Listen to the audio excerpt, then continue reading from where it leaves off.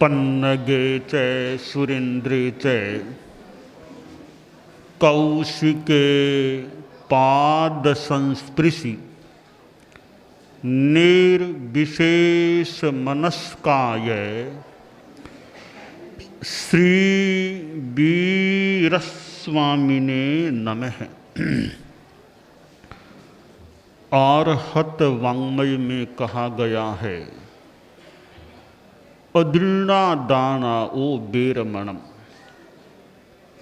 अदत्ता दान से बिरमण।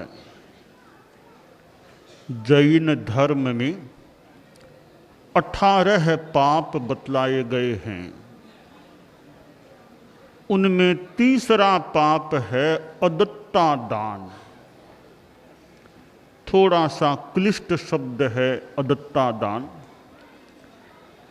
संधि विच्छेद कर बताया जा सकेगा। अदत्त आदान, यानी नहीं, दत्त यानी दिया हुआ, आदान यानी ग्रहण। जो चीज नहीं दी गई है उसको उठा लेना, ले लेना, अर्थात चोरी करना। तो चोरी एक पाप है। दुनिया में चोरी भी चलती है, डकैती भी होती है, विभिन्न रूपों में चोरी की जाती है। और कई लोग साक्षात चोरी कर लेते हैं। और टैक्स न चुकाना भी एक तरह की चोरी है। एक व्यापारी या जो टैक्स जिसको चुकाना है, नियमतः जितना चुकाना है उतना टैक्स नहीं चुकाता है तो वह भी चोरी होती है। क्योंकि अधिकार तो उस पर सरकार का है, राज्य सत्ता का है। आदमी खुद अपने पास रखता है उसको, तो वह एक प्रकार से राज्य की या सरकार की चोरी हो जाती है। और टैक्स को इकट्ठा करने वाले कोई अधिकारी अफसर हैं, वे ऊपर तक उसे नहीं पहुंचाते, बीच में ही कुछ ले लेते हैं, तो वह भी चोरी है। अनेक रूपों में चोरी का पाप आदमी को लग सकता है। सरकार से जो राशि, धनराशि गरीबों आदि के लिए आवंटित की जाती है, वह गरीबों के पास पूरी पहुंचती नहीं है, बीच में ही इधर उधर हो जाती है, कर दी जाती है। तो इधर उधर करना भी तो चोरी है। परम पूज्य आचार्य तुलसी दिल्ली पधारे थे और दिल्ली में अणुव्रत विहार या अणुव्रत भवन, वहां प्रवास हो रहा था। विराज रहे थे अणुव्रत भवन में। अणुव्रत भवन के जो नीचे का तला है, ग्राउंड फ्लोर, वहां प्रवास हो रहा था।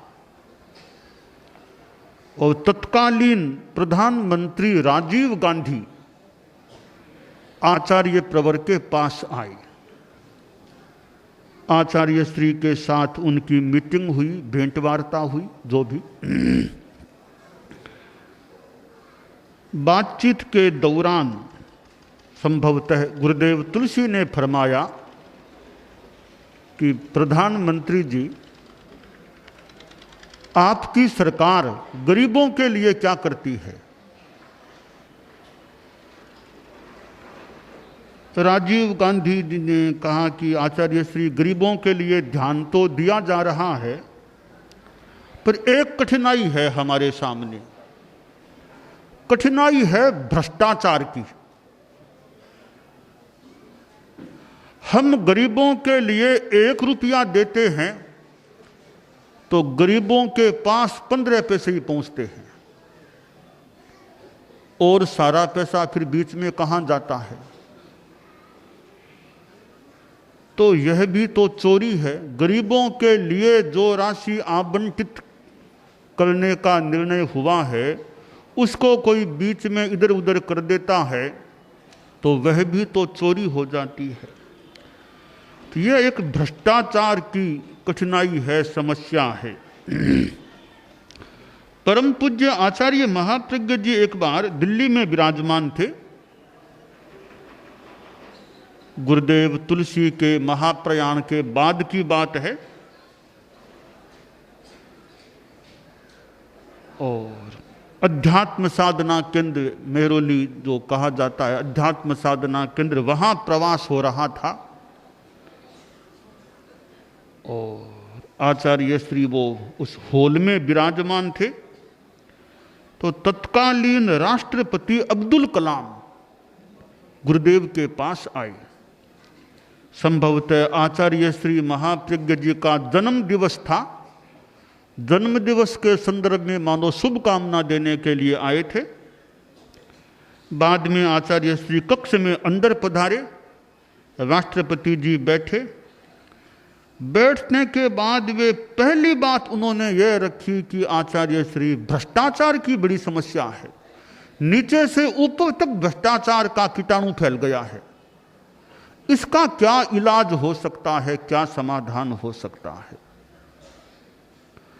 अर्थात राष्ट्रपति श्री अब्दुल कलाम ने भ्रष्टाचार की समस्या के प्रति मानो अपनी अंतर व्यथा चिंता व्यक्त की थी। भ्रष्टाचार कौन सा वर्ग नहीं करता होगा? किसी एक वर्ग पर ही आरोप लगाना तो कठिन है। आदमी कितने ऐसे होंगे, होने को हो भी सकते हैं जो बिल्कुल भ्रष्टाचार नहीं करते, कार्य क्षेत्र में रहते हुए भी भ्रष्टाचार नहीं करते हैं, रिश्वत से बचते हैं, वरना छोटे मोटे रूप में भ्रष्टाचार घोटाला जहां जिसको हाथ रखने का अवकाश मिलता है और वही वृत्ति होती है, लक्ष्य होता है, तो आदमी प्रयास कर लेता है। अंगुली पकड़ने का मौका मिले तो अंगुली पकड़ता है, पूंछा पकड़ने का मौका मिले तो पूंछा और आगे तो और आगे पकड़ता है। पाने का गलत तरीके से अर्जन करने का आदमी प्रयास कर लेता है। हम लोग अहिंसा यात्रा में नैतिकता की बात बता रहे हैं कि आदमी जहां तक संभव हो सके धोखाधड़ी से बचने का प्रयास करे। कहीं घोटाला नहीं होना चाहिए। परिवार में भाई भाई अलग होते हैं, संपत्ति का बंटवारा होता है, वहां भी अगर कोई भाई गलत तरीके से ज्यादा संपत्ति रखने का, हड़पने का प्रयास करता है तो वह भी तो बढ़िया बात नहीं। जब सब भाइयों का अधिकार है संपत्ति पर या बहनों का भी अधिकार है और फिर अधिकार के अनुसार काम नहीं होता है तो वह भी एक प्रकार का भ्रष्टाचार या चोरी हो जाती है। संभवतः कोई पुराने संत एक बात कहा करते थे, पुराने संतों से कोई सुनी हुई बात है संभवतः। एक दो भाई थे, तो एक भाई बड़ा था, वो थोड़ा होशियार था, छोटा थोड़ा भले टाइप का था, ज्यादा पढ़ा लिखा भी नहीं था, ज्यादा चतुर भी नहीं था, सामान्य सा था। सीधे शब्दों में थोड़ा सा भोले स्वभाव का सा था। भोले के भगवान, कहावत है भोले के भगवान। तो पिता का देहावसान हो गया, अकस्मात संपत्ति का बंटवारा करना था। यूँ वो सामान्य घर के ही लोग थे, थोड़ी सी चीजें घर में थी। तो बड़ा भाई बोला भैया पांति करते हैं। कि ठीक है भाई जी पांति कर लो। आप बड़े हैं, मेरे अधिकार का जो वो मुझे दे दो, बाकी आप ले लो, आप जैसा कहेंगे वैसा मैं कर लूंगा। छोटे भाई ने बड़ा सम्मान व्यक्त किया बड़े भाई के प्रति। संसार में मोटा भाई तात समान, बड़ा भाई पिता तुल्य होता है। पिता तुल्य का स्थान पाने वाला न्याय न करे या छोटे भाई के प्रति समीचीन व्यवहार न करे तो बड़े भाई का कर्तव्य से च्युत हो जाता है। भाई भाई में प्रेम की बात भी आती है। राम लक्ष्मण का प्रेम की बात आती है। रामचंद्र जी का लक्ष्मण जी का प्रेम तो प्रसिद्ध है। रामचंद्र जी कोई बात कह देते, लक्ष्मण जी उस पर ध्यान देते कि बड़े भाई साहब की बात को टालना नहीं। भाई भाई का राम लक्ष्मण का प्रेम प्रसिद्ध है। जिनमें है उनमें आज भी हो सकता है, पर कई जगह राम लक्ष्मण की बात तो दूर, राम रावण की बात न हो तो भी अच्छा है। प्रेम कब टूटता है? स्वार्थ बीच में आता है। ये स्वार्थ की दीवार बीच में आ जाती है, दो फंट हो जाते हैं। संयुक्त परिवार की बात, संयुक्त परिवार तो मान ले न भी रह सके, कठिनाइयां हो सकती हैं, परंतु आपस में दुश्मनी तो न हो। एक दूसरे को देखने से ही गुस्सा आ जाए, यह स्थिति तो न बने। तो छोटे भाई ने कहा आप जैसा ठीक समझो, मेरे अधिकार का जो हो वो मुझे दे दो, आपके अधिकार का आप रख लो। कई चीजों का बंटवारा कर लिया। एक गाय थी घर में, कहा लो भैया, बड़ा भाई बोला गाय का बंटवारा कर लेते हैं, गाय एक ही है ना। ऐसा करो हम कल्पना से गाय के दो भाग कर लें, एक गाय का मुंह की तरफ का आधा भाग, एक स्तनों की ओर का आधा भाग। तो मुंह का भाग तो तुम्हारे हिस्से में, स्तन का भाग मेरे हिस्से में। ठीक है भाई जी, आप जैसा ठीक समझो। फिर एक घर में कंबल था, बढ़िया कंबल था। तो भाई ने कहा ऐसा है कि कंबल है ना, दिन में तो तुम्हारे पास रखना, रात को कंबल मेरे पास रहेगा। तो ठीक है भाई जी। अब वह गाय की बात, गाय को चारा डालना वो काम तो छोटा भाई करता, दूध दूहने का लेने का काम बड़ा भाई करता, दूध उसको मिलता। कंबल रात को ज्यादा ठंड होती तब तो बड़ा भाई ओढ़ता, दिन में वो छोटे भाई को देता। अन्याय का काम हो गया। तो कुछ पड़ोसी लोगों ने देखा, रे छोटे भाई के साथ तो अन्याय हो रहा है। तो किसी पड़ोसी ने छोटे भाई को कुछ कान में बात डाल दी, कुछ उसको समझा दिया कि तुम ऐसे करोगे तो न्याय मिल जाएगा। भोला आज थोड़ा भोला था ही, तो उन्होंने उनकी बात मान भी ली। जैसा पड़ोसियों ने समझाया वैसा स्वीकार कर लिया। अब गाय को दूहने का समय आया तो बड़ा भाई गाय को दूहने लगा। तो छोटा भाई आके गाय के माथे में लाठी की जमानी शुरू की, तो गाय उछल गई।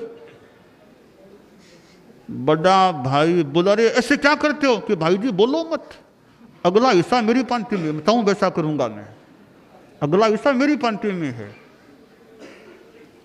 अब कंबल की बात आई। दिन में कंबल छोटे भाई के पास था, सूर्यास्त के समय बड़े भाई को सौंपना था।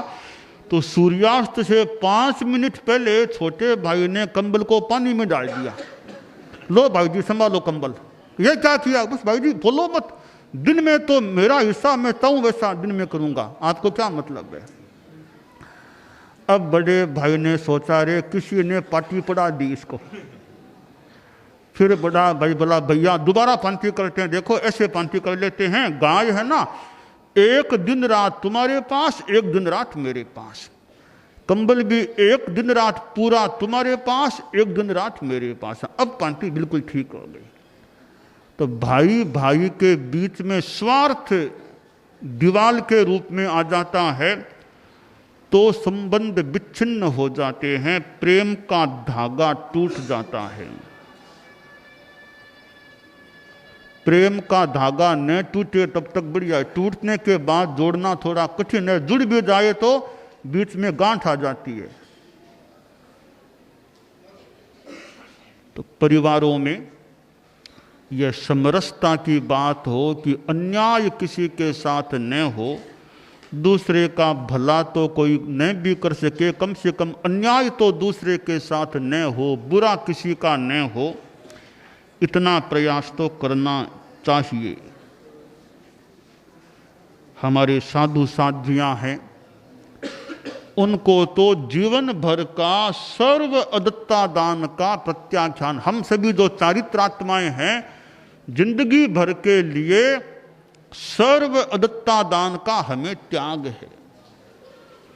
हमने साधुत्व स्वीकार किया है और मानो तेरा पंथ धर्म संघ की एक तरह से उपसंपदा स्वीकार की, उसकी सदस्यता स्वीकार की है। साधु बन जाने के बाद संसार के संबंध तो गौण है, फिर धर्म संघ का संबंध मुख्य होता है। संसार के संबंध में कौन भाई था और कौन मामा और कौन पिता, ये बातें गौण।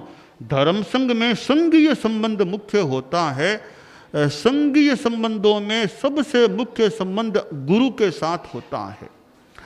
हमारे धर्म संघ में एक कनक मुनि नाम के संत हुए, कनक मुनि, हमने तो नहीं देखा उनको। गुरुदेव तुलसी के आचार्य काल के संभवतः प्रथम दशक में जो कनक मुनि थे, गुरुदेव तुलसी के शिष्य थे, बहुत अच्छे संत थे जितना मैंने सुना उनके बारे में। उनके पिता भी साधु बन गए थे, तो पिता का मन शिथिल हो गया, वो घर जाने की बात सोचने लगे और साथ में वो पुत्र को भी साथ चलने की बात उन्होंने कह दी कि तुम भी मेरे साथ आओ। अब बेटा कितना एक उच्च स्तर का बच्चा था, वो साधु था कनक मुनि, उसने कहा मैं आपके साथ नहीं आऊंगा, आप तो मेरे संसार पक्ष के बाप हैं। मैं अपनी शैली में बात को बताऊं, मारा बाप आप हो गुरुवर चढ़ गयो कनक कसो, मारा बाप आप हो गुरुवर चढ़ गयो कनक कसोटी।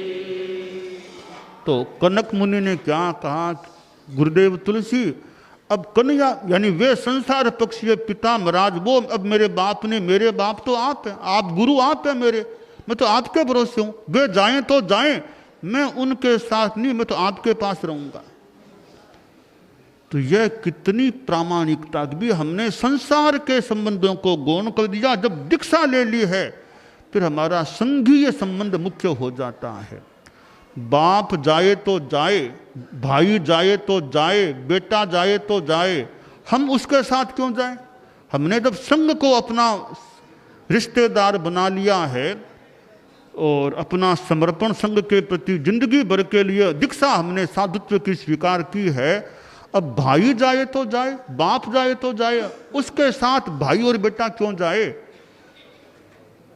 कोई भाग्य की कमी होगी तब कोई बाप संग छोड़ेगा, आमतौर से कोई भाई के भाग्य में कमी होगी तो वह संग छोड़ेगा। दूसरा भाई या उसका बाप या उसका बेटा, उसका भांजा, मामा, वो उस संबंध के नाते उसके साथ क्यों जाए? तो यह एक हमने दीक्षा ली है, वो जिंदगी भर के लिए ली है, संघीय जीवन स्वीकार किया है। तो संघ में संघ से संबंध, और कोई मुख्य व्यक्ति माने तो संघ में आचार्य गुरु वे मुख्य व्यक्ति होते हैं। तो हमारे मन में एक संघ के प्रति भी निष्ठा और प्रामाणिकता की भावना रहनी चाहिए। दानान शिष्ठम अभयपयाणम सच्चे सुया अणवज्जं वयन्ति तवे सुया उत्तम बंभचेरम लोगुत्तमे समणेनाय पुत्ते।